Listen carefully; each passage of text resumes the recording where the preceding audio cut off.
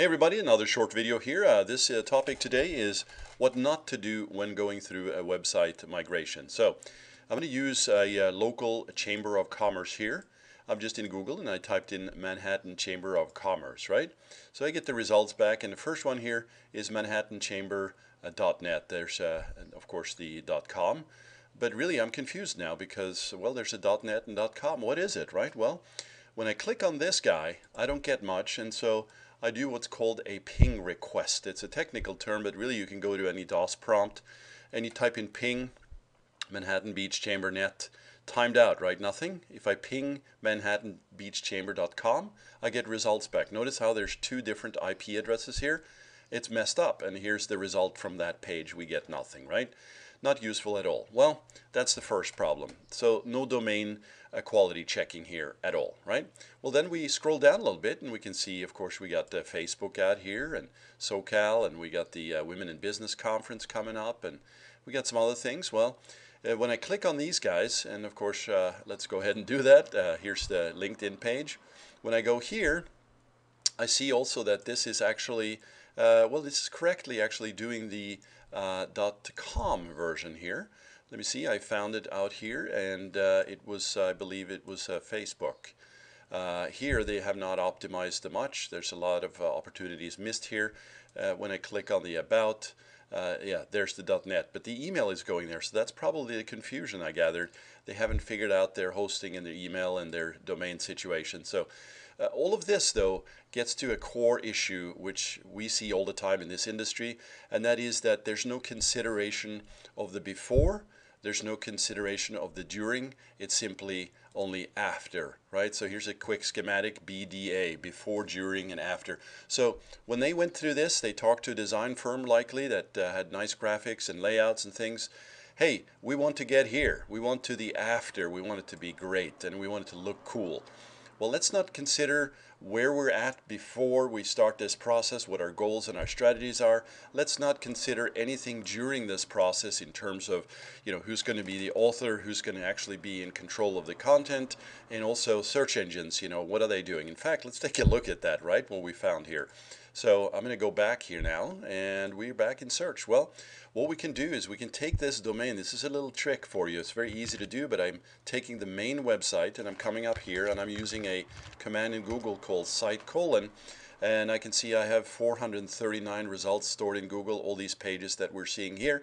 And I'm just going to go ahead and click on one of these, and here's probably an important one. It says application. Okay, I'm going to go ahead and click that, and I get something called Chamber Master Content hashtag. It's a blank page. There's nothing here, right? Well, this is a very, very, very common thing, right? There's no consideration to a sitemap, right?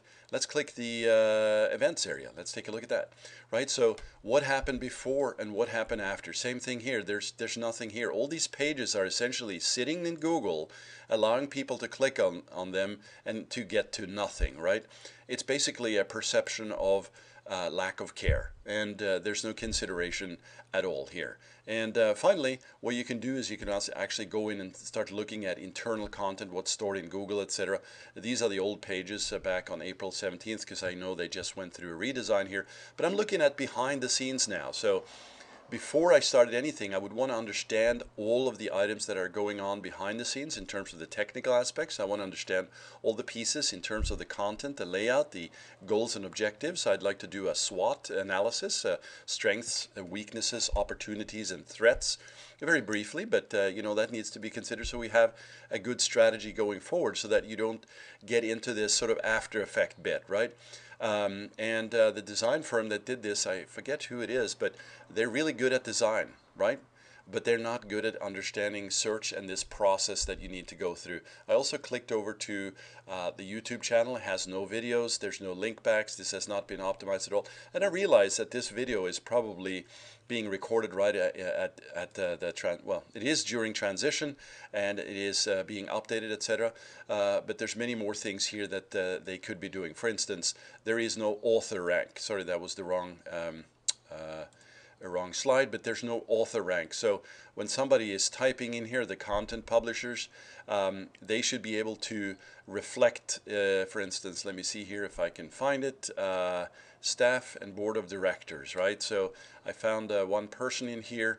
The person to the right, this office coordinator, has actually published a bunch of different posts, but there's no author rank or authorship settings that allows her picture to show up in Google. And you've seen these pictures before, right? So when you type something into Google, you see that little snapshot. So here's my picture next to my website, self-promotion big time, but you get it, right? So the idea is that when you scroll through, you'll see pictures like this show up throughout. And so anyway, this has been a short video to explain what not to do. So hopefully the Chamber of Commerce here will get their act together and they'll actually improve this, because the website is heading in the right direction.